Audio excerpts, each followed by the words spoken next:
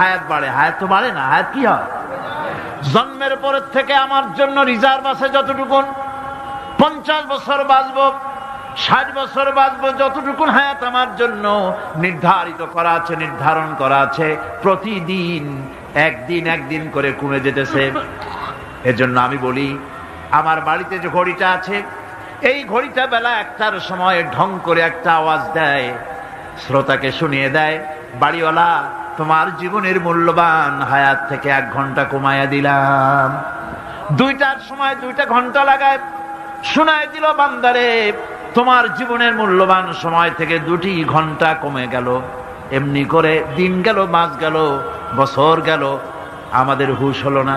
সময় চলে গেল তাস খেলে খেলে, সময় চলে গেল আমাদের খেলাধুলা করে, শয়তানি বদমাশি করে। সময় কতটুকুন পেলাম? কিয়ামতের দিন, বিচারের দিনটা যেটা হবে, আল্লাহ রাব্বুল আলামিন বলেন বিচারের দিনটাই লম্বা হবে 50 আলফা সানা মিম্মা তাউদ্দুন। বিচারের দিনটা লম্বা হবে কত বছর? 50,000 বছর। কত বছর? দুনিয়ায় যেভাবে তুমি হিসাব করো, দুনিয়ার গণনা অনুযায়ী হাসরের বিচারের দিনটা হবে 50,000 বছরের মতো লম্বা। এক কিতাবে দেখেছি, তিনি লিখেছেন হিসাব করে, কিয়ামতের ওই দিনটার হিসাবে 50,000 বছর একটা দিন লম্বা।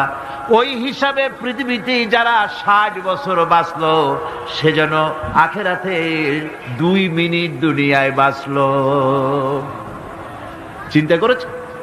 মাত্র 2 মিনিট।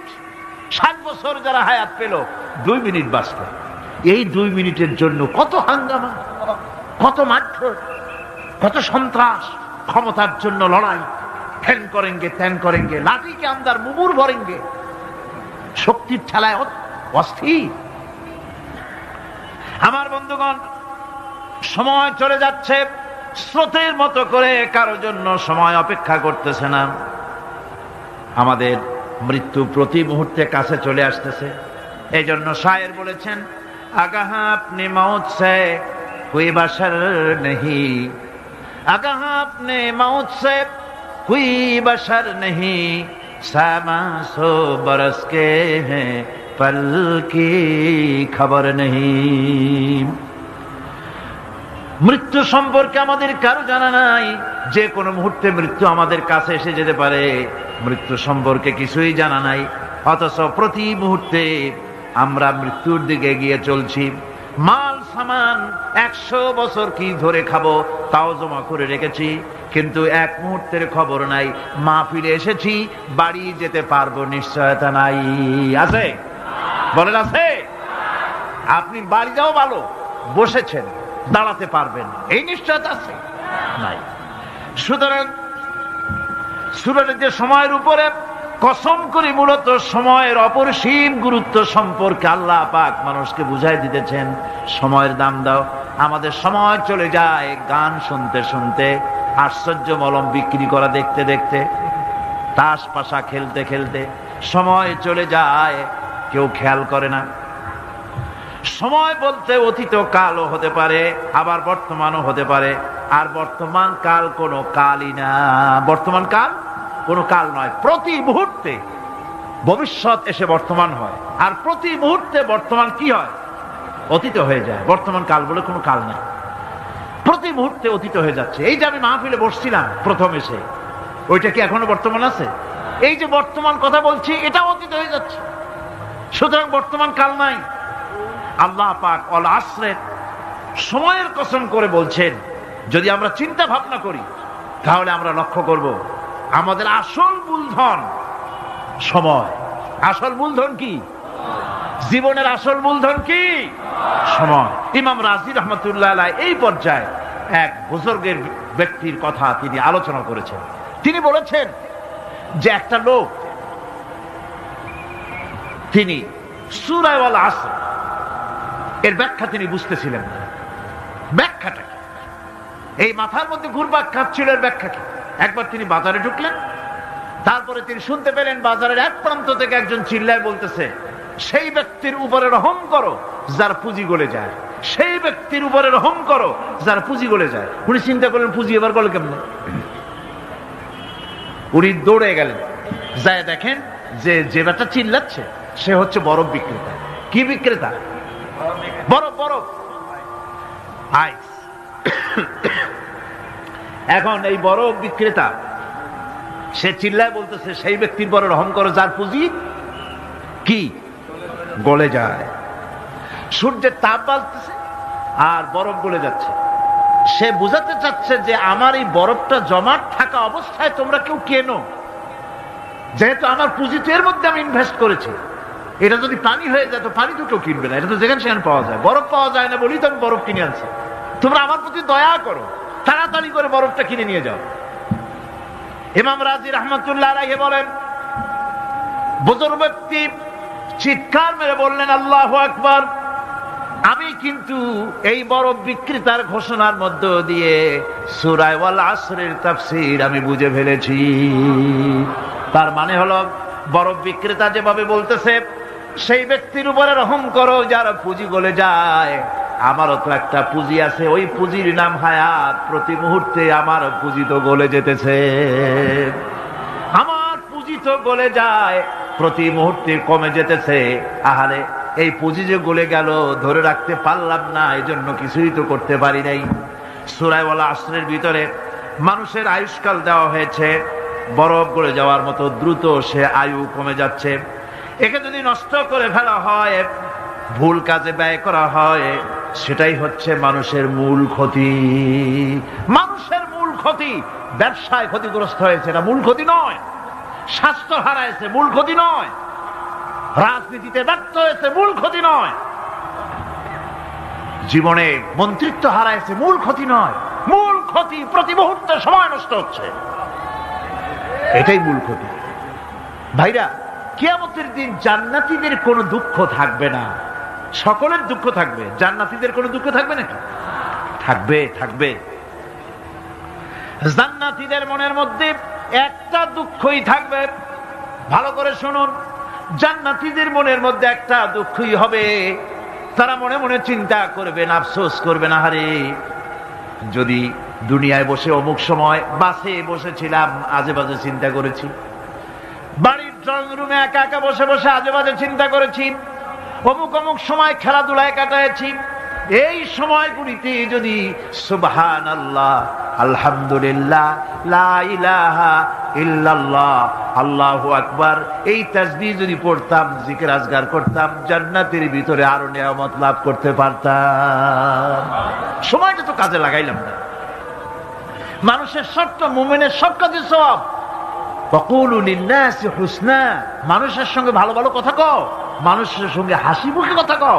একজনের সাথে হাসি মুখে কথা বললেন, আপনার একটা সদকা দেওয়ার মতো সমান সওয়াব আমলনামায় লেখা হয়ে গেল। ভালো ভালো কাম করো। বন্ধুগণ, সময় দ্রুত গতিতে চলে যাচ্ছে, মানুষের জীবন ক্ষতিগ্রস্ত হচ্ছে। ক্ষতি থেকে বাঁচতে পারবে 4টা গুণ যার মধ্যে আছে, বাকি সব ক্ষতিগ্রস্ত হয়ে যাবে। আমার ভাইয়েরা, এই কথাগুলি বলে আল্লাহ পাক যেন এরকম একটা দৃষ্টান্ত দিলেন। আপনি যদি পরীক্ষার হলে গিয়া দেখেন ছাত্ররা পরীক্ষা দিতেছে, পরীক্ষার জন্য নির্ধারিত সময় কতটুকুন? 3 ঘন্টা। 3 ঘন্টা, 3 ঘন্টা। আপনি গিয়ে দেখলেন কোন একজন পরীক্ষার্থী পরীক্ষা দিতে গিয়ে আর একদিকে তাকায় আছে, আকাশের তারা গুনতেছে, অথবা সে গল্প করতেছে, অথবা পরীক্ষা বাদ দিয়ে আজে বাজে কিছু লিখতেছে। আপনি যেমন তাকে, ওই ছেলেটাকে আনমনা গাফেল ছেলেটাকে ঘড়ির দিকে তাকায় বলেন, এই ছেলে ওই ঘড়ির দিকে তাকাও, দেখো তোমার সময় কিন্তু চলে যেতেছে মাত্র 1 ঘন্টা, আর তুমি সময় নষ্ট করতেছ। আল্লাহ যেন স্নেহ পরবশে তামাম পৃথিবীর গোলামদেরকে, বান্দাদেরকে আঙ্গুল নির্দেশনা দিয়ে বলছেন, বান্দারা প্রতি মুহূর্তে তোর জীবনের মূল্যবান সময় চলে যেতেছে, প্রতি মুহূর্তে সময় যাচ্ছে। আল ইনসান, ইনসান বলতে শুধু মুসলমান না, ইনসান বলতে কি মুসলমান শুধু না, আল ইনসান মানব মণ্ডলী, বিশ্বের সমস্ত মানুষকে আল্লাহ বলছেন, হিন্দু, খ্রিস্টান, বৌদ্ধ, নাসারা, ইহুদি, মজুসি, মুসলমান, বিশ্বের সব মানুষকে আল্লাহ বলছেন। যেহেতু আল্লাহ স্রষ্টা, মানুষের ব্যাপারে সার্বিক কল্যাণময় কথা কে বলতে পারেন? কে বলতে পারেন? সে আল্লাহ রাব্বুল আলামিন বলছেন, সময় চলে যাচ্ছে। ও পৃথিবীর মানুষেরা, এই মানুষ বলতে আল্লাহ রাব্বুল আলামিন কোন ব্যক্তি, কোন গোষ্ঠী, কোন জাতিকে বলেন নাই, বলেছেন সমগ্র মানবতাকে। এর অর্থ হচ্ছে সূরাটিতে উল্লেখ্য 4টি গুণ যদি আমল করতে পারে লোকেরা, যেই ব্যক্তি করবে, যেই সমাজ করবে, যেই রাষ্ট্র করবে, যেই গোষ্ঠী করবে, যেই জাতি করবে, তারাই ক্ষতি থেকে বেঁচে যাবে। আর যারা করবে না তারা ক্ষতিগ্রস্ত হবে। কি হবে বলুন? এখন আল্লাহ পাকের কথা শুনুন। আল্লাহ পাক বলছেন ওয়াল আসরি ইন্নাল ইনসানা লাফি খুসর। খুসরিন, এই যে খুসর, খাসারা, এই শব্দটা হচ্ছে আবিধানিক অর্থে ক্ষতি হচ্ছে লাভের বিপরীত। লাভের বিপরীত কি? ক্ষতি। নাফা, এই নাফার বিপরীত কি? নোকসান। খাসারাটা কি?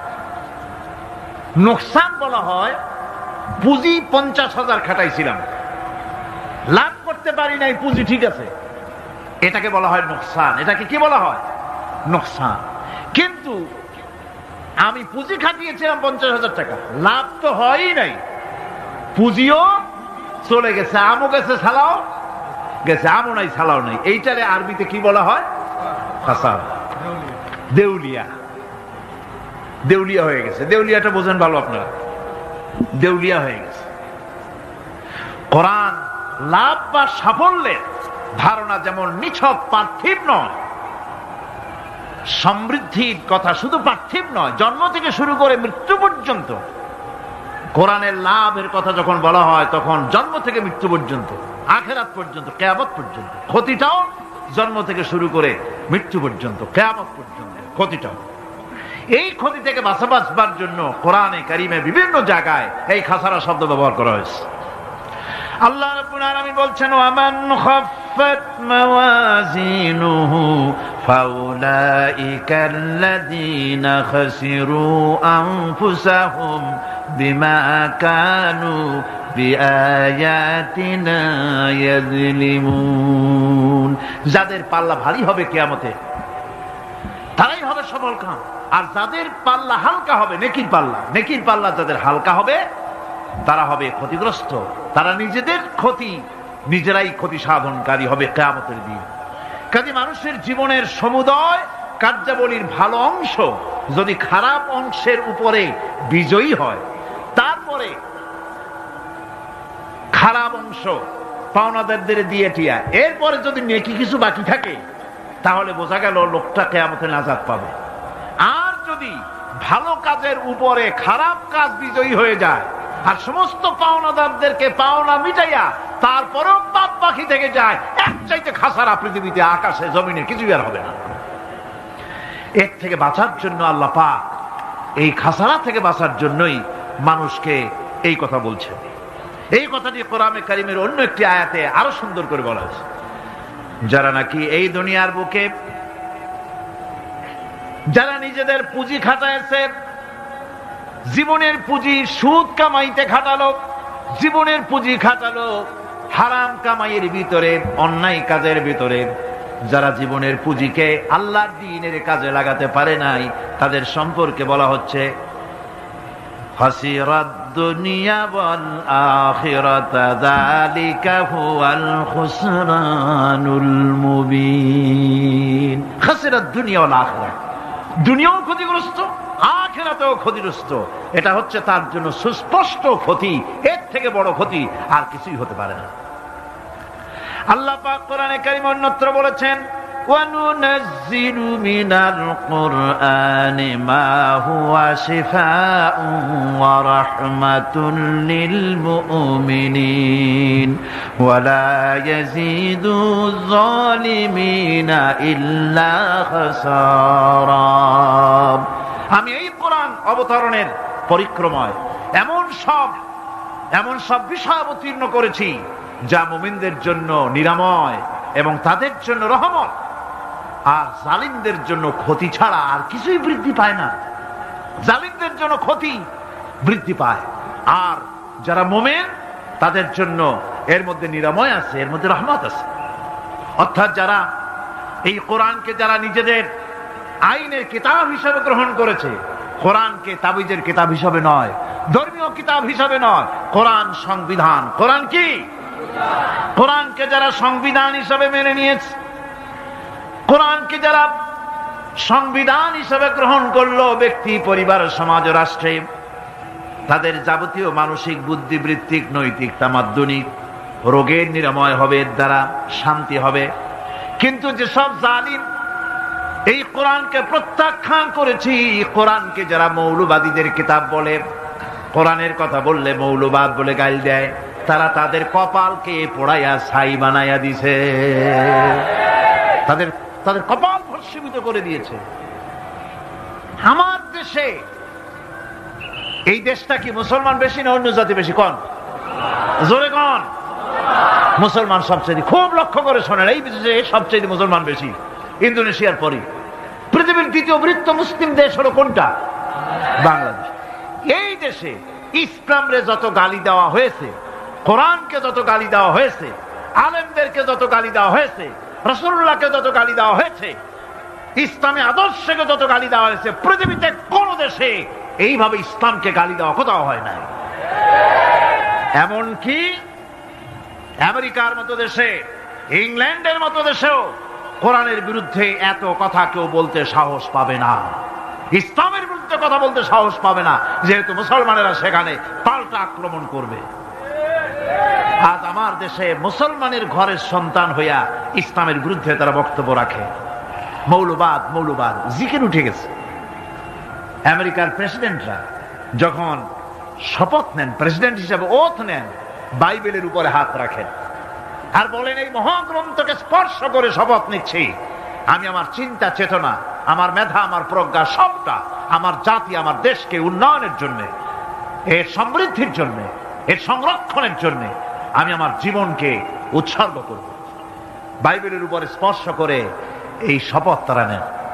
আমার দেশের প্রেসিডেন্ট, প্রধানমন্ত্রী শপথ নেওয়ার সময় কোরআন শরীফের উপরে হাত রাখে যদি, তাহলে বলা হবে বেচারা মৌলবাদী হয়ে গেছে। এটা করা যাবে না। আর যদি কেউ করে সামান্য কিছু, কোরআন না, যদি তসবিহ নিয়েও আসে, তাহলে বুঝতে হবে জাতির সাথে একটা প্রতারণা ছাড়া কিছুই না। কাজেই ধর্মের প্রতি আকর্ষণ একটা ভিন্ন জিনিস, সেই জিনিসকে ছেড়ে যারা দেয় তারাই ক্ষতিগ্রস্ত হয়, আর যারা ধরে রাখে তারা দুনিয়ায় ক্ষতিগ্রস্ত হয় না। আল্লাহ পাক এখানে রাসূল করিম সাল্লাল্লাহু আলাইহি ওয়াসাল্লাম একটি হাদিস প্রণিধানযোগ্য কোরআনের ব্যাপারে। হুজুর বলেছেন, আল কোরআন হুজ্জাতুন লাকা ওয়া আলাইকা। এই কোরআন হয় তোমার পক্ষের সাক্ষী, না হয় এই কোরআন তোমার বিপক্ষের সাক্ষী। কিয়ামতে এই কোরআন হয় তোমার পক্ষে কাজ করবে, নতুবা এই কোরআন তোমার বিপক্ষে কাজ করবে। দুই অবস্থা থেকে খালি হবে না। হয় কোরআন তোমার পক্ষে সাক্ষী দেবে, না হয় আমরা কি চাই? কিয়ামতে কি চাই? বলেন কি চাই? কোরআনের পক্ষে যদি আমরা সাক্ষী চাই, তাহলে এই কোরআনের পক্ষে আমাদেরকে কাজ করতে হবে। এছাড়া আমাদের নাজাতের কোনো পথ নাই। আমাদের মুক্তির পথ হচ্ছে কোরআন কেন্দ্রিক, রাসূলুল্লাহর হাদিস কেন্দ্রিক। এর বাইরে আমাদের সমস্ত পুঁজি নষ্ট হয়ে যাবে। আমাদেরকে পৃথিবীতে টিকে থাকতে হলে কোরআনের উপরে ভিত্তি করে আমাদেরকে বাঁচতে হবে, টিকতে হবে। কোরআনে কারিমে আল্লাহ রাব্বুল আলামিন অন্যত্র বলেছেন, কুল ইন্নাল খাসিরিনাল্লাযীনা খাসিরু আনফুসাহুম ওয়া আহলিহিম ইয়াওমাল কিয়ামাহ আলা যালিকা হুয়াল খুসরানুল মুবিন। বলো, প্রকৃত দেউলিয়া তারাই যারা কিয়ামতের দিন নিজেকে, নিজের পরিবার পরিবর্গকে এই ক্ষতির দিকে যারা ঠেলে দেবে। ভালো করে শুনে নাও, এটি হচ্ছে সুস্পষ্ট ক্ষতি, সুস্পষ্ট দেউলিয়াপনা। এই ক্ষতি থেকে বাঁচার জন্য আল্লাহ রাব্বুল আলামিন কোরআনে কারীমের মধ্যে বলেছেন, ওয়াল আসরি ইন্নাল ইনসানা লাফি খুসর। পড়েন সবাই, ওয়াল আসরি ইন্নাল ইনসানা লাফি খুসর। সমগ্র মানুষের জীবন ক্ষতিগ্রস্ত। কে বলতেছেন? গা শিউরে ওঠার কথা না? গা শিউরে ওঠে। আল্লাহ বলতেছেন ক্ষতিগ্রস্ত, ব্যর্থ।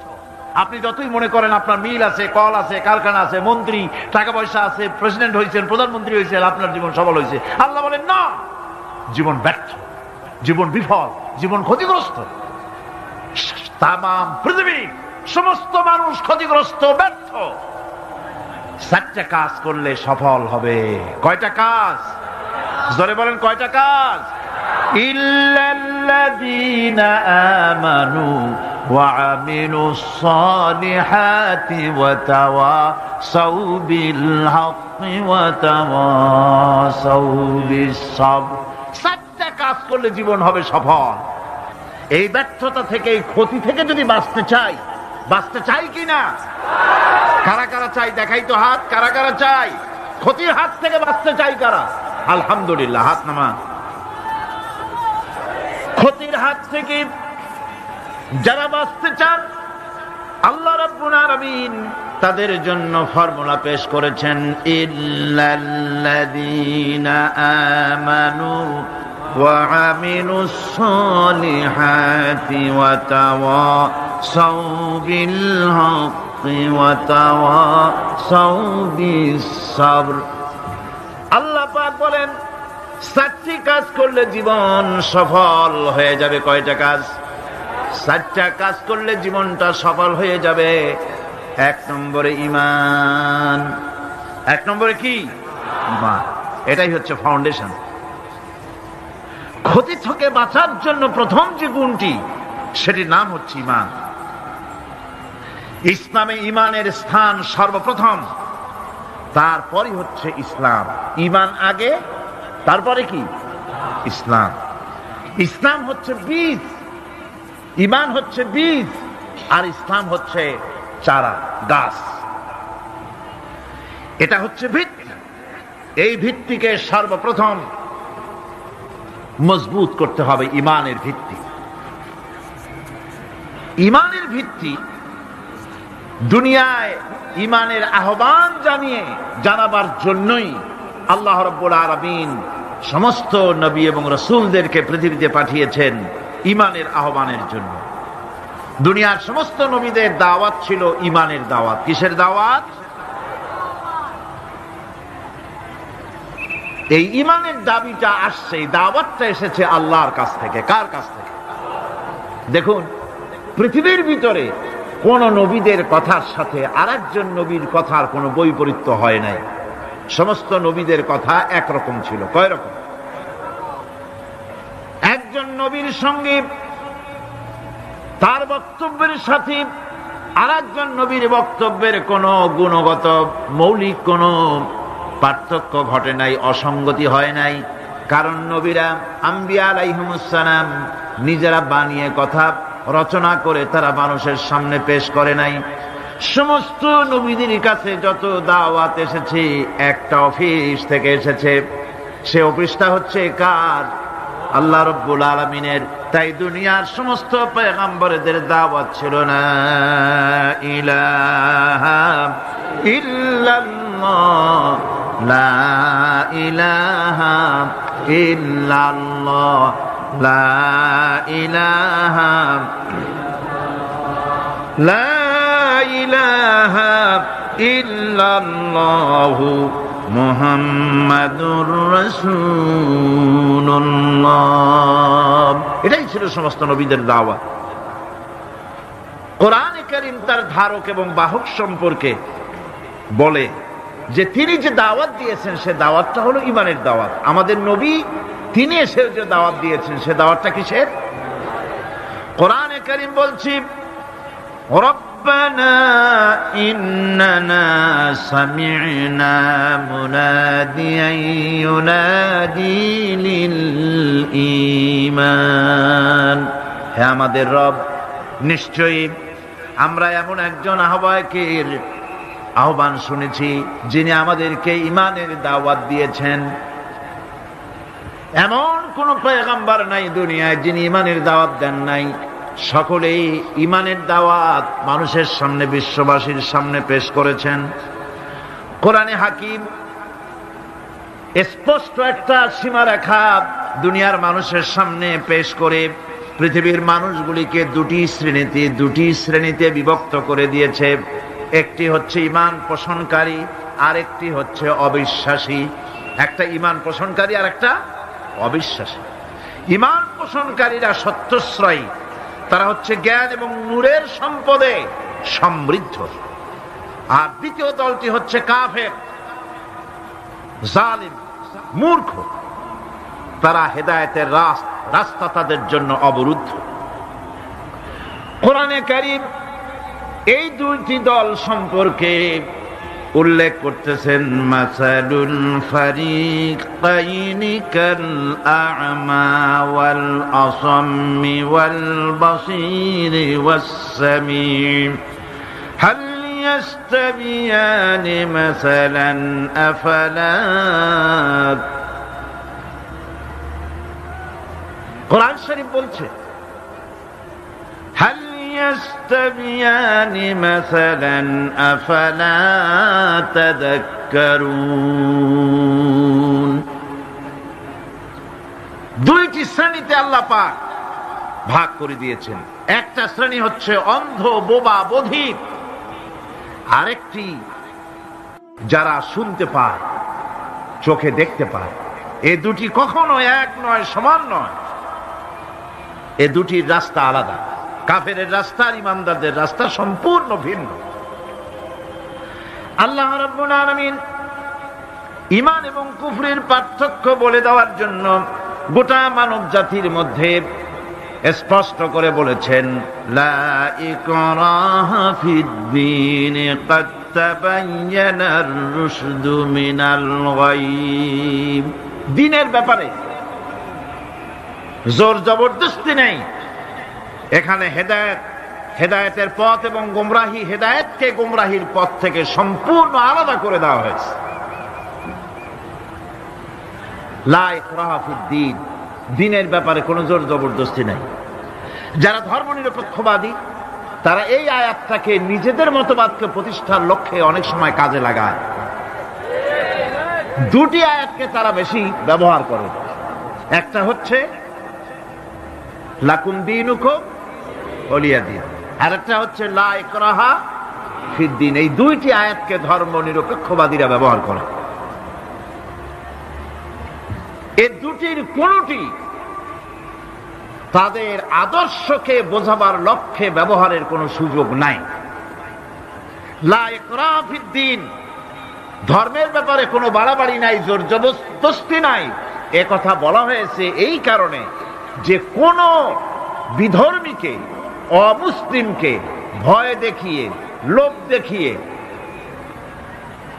অথবা কোন ক্রমে কোন প্রকার চাপ সৃষ্টি করে তাকে মুসলমান বানানো যাবে না। এমনকি সূরা তওবার মধ্যে এসেছে, যুদ্ধ চলাকালীন সময়, জিহাদ চলাকালীন সময় কোন অমুসলিম যদি ইসলাম জানার জন্য তোমাদের তাঁবুতে আসে, তাহলে তুমি তাকে ইসলাম বুঝাও। ইসলাম শোনার পরে যদি মেনে নেয় ভালো কথা, আর যদি না মানে তাকে তার তাঁবু পর্যন্ত ফিরে যেতে দাও। মাঝপথে তাকে আক্রমণ করা যাবে না। ধর্মের ব্যাপারে কোনো বাড়াবাড়ি নাই। লা ইকরাহা ফিদ-দীন, এর দ্বারা ধর্মনিরপেক্ষতার কোনো কথা বোঝানো হয়নি।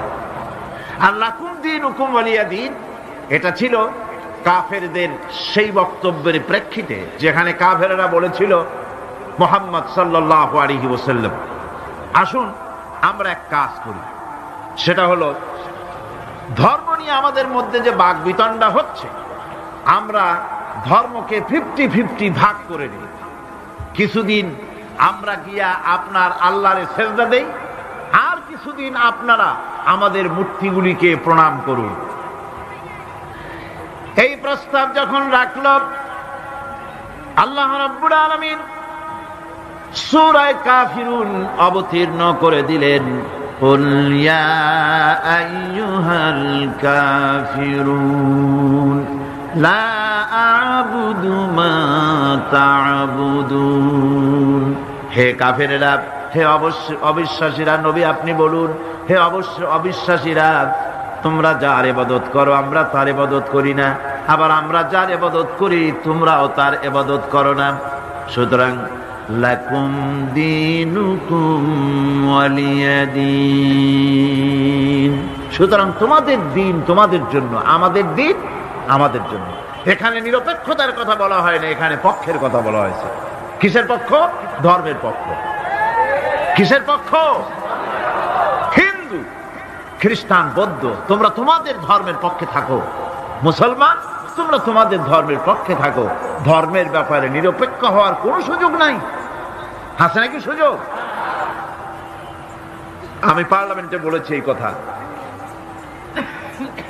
যে একটা ধর্মের উপরে বিশ্বাস করে নিজেকে একটা ধর্মের পক্ষের ব্যক্তি হিসাবে ঘোষণা করে কেউ বলছে, দাবি করছে আমি হিন্দু, কেউ বলছে আমি বৌদ্ধ, কেউ বলছে আমি খ্রিস্টান, কেউ বলছে আমি মুসলমান, নিজেকে একটা ধর্মের বিশ্বাসে বিশ্বাসী ঘোষণা করার পর আমি ধর্মনিরপেক্ষ, এই কথাটা মিথ্যা, বানোয়াট, জালিয়াতি, প্রতারণা, মুনাফিক। কোন ধর্মের অনুসারী ব্যক্তি ধর্মনিরপেক্ষ হতে পারে না। কেবলমাত্র নাস্তিক, যারা আল্লাহরে মানে না, আল্লাহকে স্বীকার করে না, ওরা বলতে পারে আমরা ধর্মনিরপেক্ষ, ধর্মের ব্যাপারে আমরা নিরপেক্ষ, গুলো মানি না, বিশ্বাস করি না। কিন্তু যারা ধর্মে মানে, সেদের যে ধর্মেরই হোক না কেন, সে ব্যক্তি ধর্মনিরপেক্ষ যদি দাবি করে, এটা মিথ্যে কথা, এটা মুনাফিকি ছাড়া আর কিছু হতে পারে না। মুসলমানকে, যে কোনো জাতিকে যে ধর্মে আছে ধর্মের পক্ষে থাকার কথাই বলা হয়েছে। এখন আমি বলতেছিলাম ইমানের কথা। ইমান আগে আনতে হবে।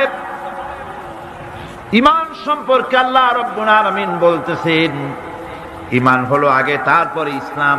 আবার ইমান আনার আগে আবার কুফরি একটা শব্দ আছে, সেটা হলো ফামান ইয়াকফুর বিত্তাগুতি ওয়া ইউমিন বিল্লাহি ফাকাদ ইসতামসাকা বিল উরওয়াতিল উসকা লা ইনফিসামা লাহা ওয়াল্লাহু সামিউন আলীম। ফামান ইয়াকফুর বিত্তাগুত, যে ব্যক্তি তাগুতকে অস্বীকার করেছে, সর্বপ্রথম তাগুতকে অস্বীকার করতে হবে।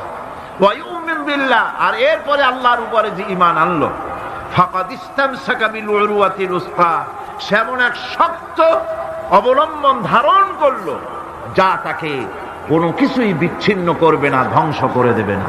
সুবহানাল্লাহ। এখন সত্যিকারের ঈমানদারের পরিচয়টা কি?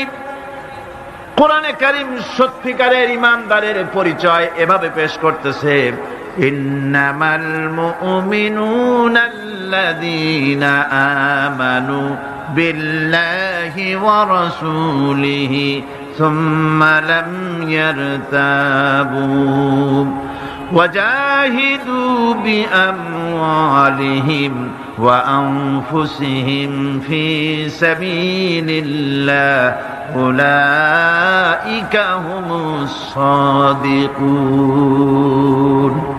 ঈমানের দাবিতে সত্যবাদী কারা? ইন্নামাল মুমিনুনা আল্লাযীনা আমানু বিল্লাহি ওয়া রাসূলিহি, সত্যিকারের মুমিন তো তারা যারা নাকি ঈমান এনেছে আল্লাহর উপর এবং রাসূলের উপরে। এই ঈমান আনার পর সুম্মা লাম ইয়ারতাবু, এরপরে কোন সন্দেহে সে নিপতিত হয় নাই, কোন সন্দেহ তার মনের মধ্যে জায়গা পায় নাই, আর সে আল্লাহর রাস্তায় জিহাদ করেছে।